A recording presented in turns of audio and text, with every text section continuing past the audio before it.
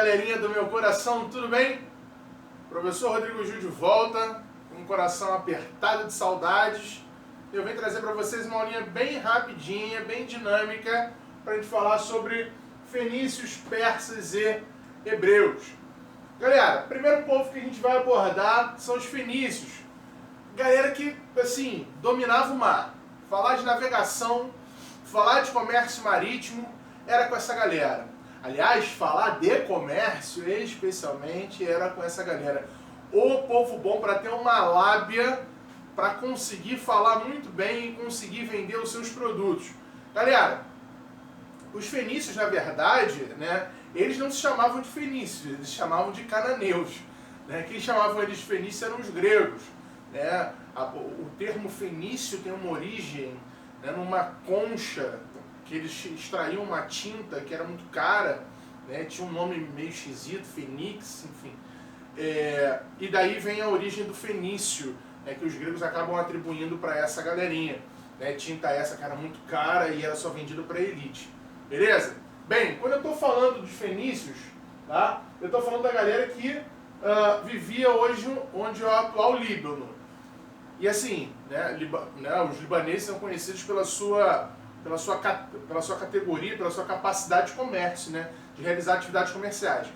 Por que as atividades comerciais acabam se consagrando como principal atividade econômica? A gente vai ver isso já já. Tá? Pela questão geográfica, né, de um lado tem mar, de outro lado tem montanha. Você tem uma dificuldade de fazer, por exemplo, agricultura, enfim, outras atividades econômicas. Então o comércio acaba sendo o ponto alto, vamos dizer assim, dessa civilização. Beleza? São conhecidos o povo do mar. E aí, a gente vai ver como é que, por serem conhecidos como o povo do mar, isso estabelece, inclusive, o seu modelo político. A primeira coisinha que eu queria destacar deles é a religião, tá? Eles eram politeístas, né? Praticavam o politeísmo. O que é isso? A crença em vários deuses. Isso é muito comum na antiguidade. Né? A gente vai ver aqui, de fato, o primeiro grande povo, né, que começa com essa crença monoteísta vai ser o povo hebreu. São os hebreus, inclusive, que contribuem, né, é a maior contribuição, se assim a gente pode falar, para os demais povos, né, especialmente para os povos ocidentais, para a construção das demais religiões monoteístas. Então era muito comum nas civilizações antigas você ter religiões politeístas, e aí os deuses eram ligados ou a fenômenos da natureza, ou animais, e por aí vai. Beleza?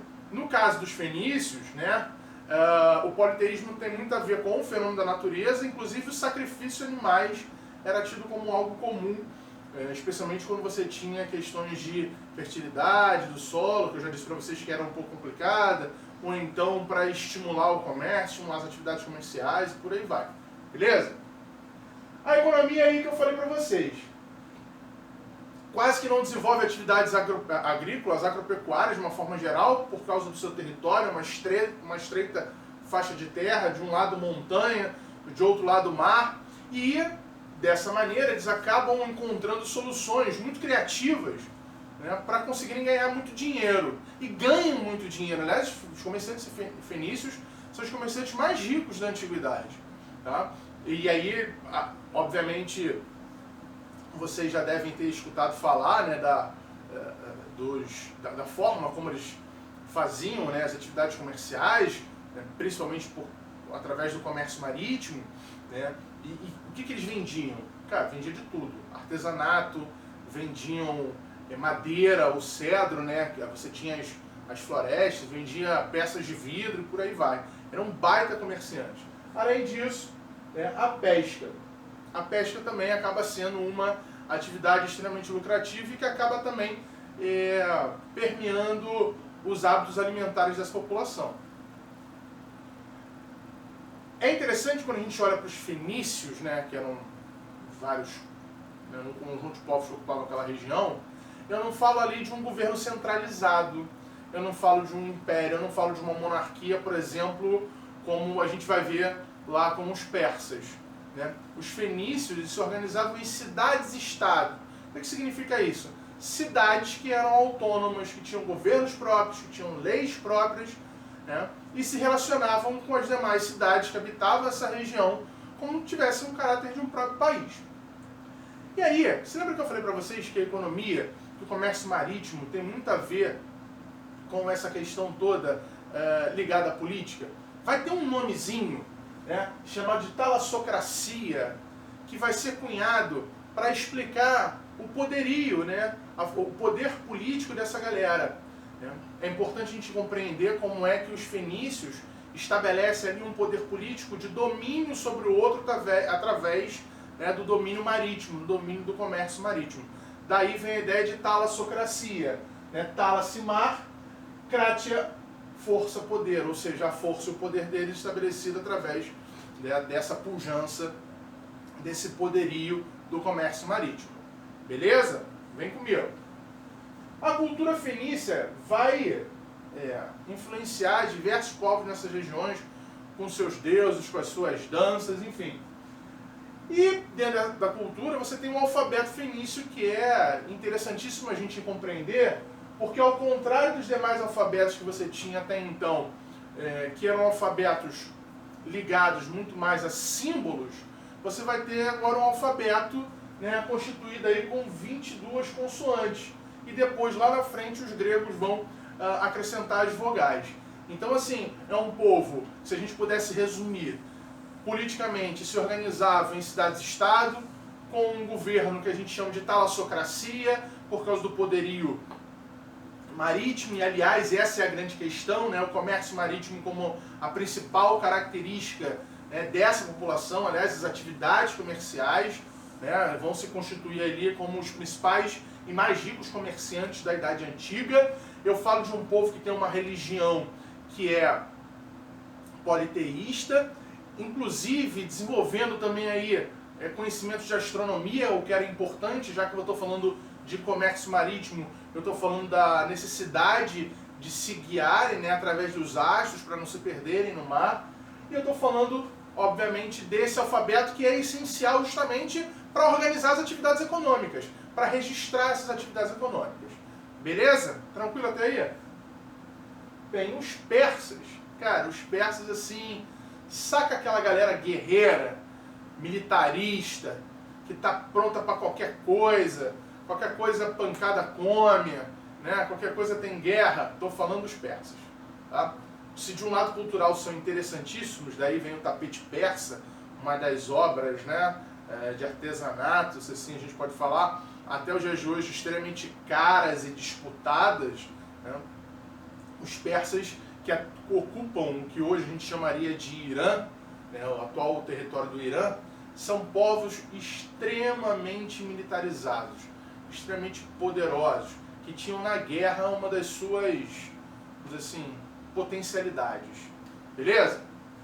Isso se caracteriza muito no processo de expansão territorial. Tá? Você vai ver, por exemplo, eles dominando o Egito, a Síria, a região da Palestina, enfim, dentre outras regiões, como forma inclusive de sobrevivência, né? Obtenção de riquezas, criação de proteção, enfim. Agora, tem uma coisa que é muito, mas muito, muito interessante quando a gente olha esse expansionismo dessa população, desse povo, melhor dizendo. Os persas, eles, ao contrário do que existia antigamente, né, quando você tinha um povo dominando o outro, escravizava, impunha cultura, aquela coisa toda, sanguinária. Obviamente, né, quando você conquista, você está querendo guerra, pessoas morrem, isso é um fato. Mas os persas vão estabelecer um outro tipo de relação, muito mais inteligente para eles, né? Ao passo que eles respeitavam a cultura local, né, a permanência do exercício da cultura local, eles entendiam que era muito mais interessante cobrar impostos dessa população local. É, isso mesmo. Vou cobrar impostos, para que eu vou ficar saqueando riqueza? Por que, poxa, imagina, eu vou dominar um local que tem um comércio forte pra caramba. Por que eu vou destruir o comércio desse local? Não, eu vou explorar o comércio desse local, eu vou cobrar impostos sobre isso. Né? E aí isso é interessante porque isso vai condicionar em muito as relações políticas, né? Como, por exemplo, a absorção das nobrezas locais. Mas a gente vai falar disso já já. Quando eu falo de política, eu estou falando de uma monarquia centralizada. E aí, muitos historiadores falam o seguinte, olha, os persas, né, os diversos imperadores persas, né, e aí a gente pode falar de Dario, de Ciro, de Xerxes e por aí vai, tinha uma concepção de serem, vamos dizer, enviados de algum deus, né, mensageiros de algum deus, né, daí para a gente construir aquela concepção de teocracia. Tá? Eles não eram propriamente deuses, né? Eu sei que você viu lá naquele filme 300, o Xerxes se dizendo um semideus, aquela coisa toda, mas é importante que a gente entenda aí que existe, né, uma diferença importante. Eles se sentiam enviados de Deus. Tá? Como aquilo que eu falei para vocês, eles conquistavam esses territórios, né, ampliavam e muito o seu poderio político e o seu poderio econômico, os reis pensavam o seguinte, esses imperadores ao longo da história dos persas, pensavam o seguinte, caramba, é muito melhor eu incorporar essa nobreza dos locais. Imagina, invadir um local, tem uma nobreza muito forte, por que eu vou escravizar essa galera? Para que eu vou tirar o título de nobreza? Não, eu vou transformá-los em aliados políticos, né? Tanto é que quando você vai construir esse império, poxa, o Império Persa foi imenso, foi gigantesco. A ideia central era dividir esse império em satrapias. Né? O que eram as satrapias? Eram províncias. Né? E aí cada província era governada pelos chamados sátrapas. E aí que entra esse acordo com a nobreza. Quem eram esses sátrapas? Esses sátrapas eram membros da nobreza local. Ora, era muito mais interessante, né, estabelecer ali algum tipo de aliança política para preservar a harmonia, para preservar a estabilidade política, por mais que, né, não conseguiam isso sempre, mas era muito melhor e muito mais inteligente politicamente do que, poxa, ficar toda hora em pé de guerra com essa galera. Na economia, aquilo que eu falei, viviam aí de agropecuária, mineração, artesanato e também da arrecadação de impostos. E também de atividade comercial, tanto é a construção da Estrada Real, né, que vai ser importante, que liga, né, diversas regiões do Império Persa e acaba estimulando essa atividade comercial. Quando eu falo de cultura, religião e arte, a religião eu estou falando de zoroastrismo, né? E é importante quando eu falo de eita, olha o nomezinho difícil. Zoroastrismo, ou mais deísmo, e aí leva esse nome por causa de Zoroastra, né, que acaba sendo o principal... Acabei olhando para longe, né, gente? A gente tá tentando ainda se acostumar a olhar para a câmera, tô olhando para vocês. O Zoroastra, que de fato vai ser o fundador desse modelo religioso, enfim, a religião persa é interessante porque ela vai introduzir uma concepção de dualismo, né? Você lembra quando a gente fala de hoje em dia, né, aquela concepção de céu, inferno, Deus, diabo, bem e mal e por aí vai? Essa concepção, né, do cristianismo, enfim, que a gente vai ver, né, que surge também lá no judaísmo, nas religiões monoteístas de uma forma geral, esse dualismo ele vai surgir aqui, tá? Os persas acreditavam em duas grandes forças, né? A Aura Mazda, que era uma força, um deus do bem, né? E Ahriman, que é o deus do mal. E acreditavam que um momento da sua história iria vir um deus supremo para salvar aquela população, né? Para atender as demandas daquela população. Então é interessante a gente olhar e pensar que existia ali uma concepção dualística, completamente diferente do que existia nos demais povos. Você fala, Rodrigo, mas pô, caramba, nas religiões politeístas não tinham deuses do mal? Sim, tinham, mas tinham muitos deuses do mal e muitos deuses do bem. Beleza? Essa ideia de dualismo, bem e o mal, essa coisa do preto, do branco, do certo, do errado, do céu, inferno, por aí vai, isso é algo muito novo dentro dessas populações, tá? Quando a gente fala de arte, a gente vai destacar a pintura, vamos destacar os monumentos, os tapetes persas, enfim. Os persas eram povos muito habilidosos na construção de monumentos, né, desenvolvimento de arquitetura, de obras de engenharia muito complexa. E aí, galera, quando nós falamos do povo hebreu, é importante a gente entender que a sua história está vinculada ao Antigo Testamento, né, à Bíblia. Estou falando de um povo que durante muito tempo sofreu com perseguições, inclusive só conseguindo fundamentar, né, formar o seu Estado, o Estado de Israel, né, lá após a Segunda Guerra Mundial. E a gente chama de hebreus, mas pode chamar também de judeus ou israelitas, tá? É um povo de origem semita, que ocupou primeiro, inicialmente, a Mesopotâmia, e aí, em busca de novas terras, né, para continuar o seu pastoreio. Aliás, o pastoreio a gente vai ver que se configura como uma das atividades econômicas desse povo, né, migra da Mesopotâmia para a Palestina sob a orientação do Abraão, né? Abraão está entre os principais patriarcas, né? A gente destaca aí o Abraão, Isaac e Jacó. Jacó, inclusive, que teve 12 filhos, e desses 12 filhos a gente fala das 12 tribos de Israel, enfim. Beleza? Então eu estou falando de um povo que inicialmente era um povo nômade ou seminômade, que buscava sempre a terra, né? A terra prometida ou chamada de Canaã. Rodrigo, Canaã, estou falando de que região basicamente? Bem, eu estou falando ali de locais que ocupariam hoje o atual Estado de Israel, a faixa de Gaza, a Jordânia, a Cisjordânia, a Síria e parte do Líbano, beleza? Região essa que também tinha sido ocupada por outros povos, tá? Posso citar aí filisteus, cananeus, moabitas, enfim, é uma região ali que também sempre teve disputas, né, por territórios, e disputas essas que também afetavam muito o povo hebreu, que gerava inclusive as suas saídas. A gente vai falar delas daqui a pouquinho, tá? Bem, se o Abraão conduz, né, o povo em busca de novas terras, né, para o pastoreio, quando você tem ali nessa região, né, da Palestina um período de seca, ele vai conduzir novamente essa população em busca de outras terras até chegarem ao Egito. E no Egito eles vão ser escravizados. Bem, por que eles são escravizados? Tem alguma coisa a ver com a religião? Né? Vamos lembrar que a gente está falando da primeira religião monoteísta, a gente vai falar dela daqui a pouquinho. Não, não tem nada a ver com a religião, a questão era política. Né? Os egípcios acreditavam que os judeus, né, os hebreus, melhor dizendo, acabavam por orientar ou ajudar inimigos seus, e aí são escravizados.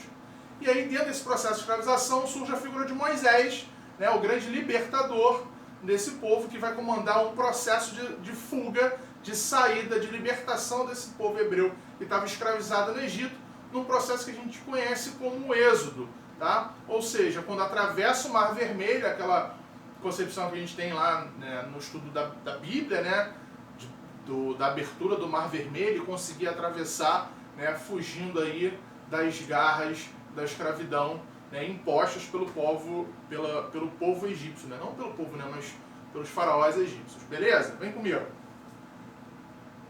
Quando eu falo de economia, inicialmente estou falando de uma pequena atividade agrícola, uma atividade pastoreio, mas quando eles conseguem retornar à Palestina, eles conseguem ali estabelecer algum tipo de artesanato, de comércio, enfim, de uma atividade. Aliás, o comércio depois acaba sendo uma atividade mega importante para eles, tá? Que acaba fundamentando as suas relações econômicas. E a gente chega na religião, né? Quando a gente fala da religião, e essa é, de fato, a principal contribuição que os hebreus dão para o Ocidente, a construção, né, de religiões monoteístas, né? O monoteísmo ele vem lá da religião judaica, né? A ideia a ideia de messianismo, a gente vai falar disso daqui a pouquinho, tá? Quando a gente está falando dessa religião, né, da religião judaica, eu estou falando ali, e aí um princípio, né, lá, a tábua, né, com os 10 mandamentos recebida por Moisés no Monte Sinai, que acaba sendo princípios, né, princípios até éticos que conduzem a população, né, de uma forma geral, não roubarás, não matarás, enfim, dentre outros mandamentos, que acabam sendo fundamentos éticos e depois fundamentos morais religiosos que vão compor, né, toda a religião judaica, né? Eles acreditam no Messias, no Salvador, né? Aquela concepção de que vai vir um Salvador que vai de fato libertar a população das suas arguras, dos seus sofrimentos, enfim. Acreditam também no juízo final, que vai chegar um momento onde as pessoas que não seguem, né, os mandamentos, que não seguem os princípios religiosos, acabam sendo julgadas, e a ideia de imortalidade da alma. Ao passo que inicialmente a gente fala dos 10 mandamentos lá na tábua recebida por Moisés, a gente tem que falar da Torá, né, ou do Pentateuco, né, porque são 5 livros que dizem os fundamentos, né. E essa concepção monoteísta, né, de Deus, ou Yahvé, Jeová, ou Adonai, que são os nomes que ele utilizam, acabam sendo utilizados depois por outras civilizações, por outras sociedades, na construção de religiões monoteístas como o cristianismo e como o islamismo, beleza? Essa é a herança cultural mais importante, é um povo que vai ser perseguido e também acaba sendo perseguido pela sua religião, né? Acho que o maior exemplo que a gente tem dessa perseguição é o episódio absurdo, monstruoso, que é o Holocausto durante a Segunda Guerra Mundial, né? E todo esse movimento que sempre os hebreus faziam de fuga do seu território, lembrando aquilo que eu falei, né? Aquela região de Canaã, uma região muito disputada, né? Então, volta e meia, você tinha a saída dos hebreus, mas a grande saída, né, um grande movimento de dispersão, né, por todo o mundo, não só, né, no continente europeu e posteriormente a vinda também para a América, a gente chama de diáspora, tá? Diáspora do povo hebreu. Beleza, galera? Espero que vocês tenham gostado. Nos vemos em breve. Esqueci de falar uma coisa, volta aqui. A cabeça já está a 1000 por hora. Quando a gente fala dessa herança cultural, uma que tem um símbolo cultural e religioso profundo é o Muro das Lamentações, né? Que é o grande símbolo, vamos dizer assim, religioso dessa população. Que, na verdade, o muro é a sobra, né? É o que restou do templo, né, de Jerusalém, ou o templo de Salomão, né, que foi o rei Salomão que construiu. E aí, obviamente, com todas as investidas de povos inimigos, você teve a destruição, né, e o que restou foi o Muro das Lamentações, como sendo algo importante ali para aquela população, para expressar sua religiosidade. Beleza? Então, agora sim, me despeço de vocês, espero que vocês tenham gostado. Nos vemos em breve. Não deixem de dar o seu like ou dislike no vídeo, se inscrever no canal e nos veremos. Ok? Grande beijo e até a próxima!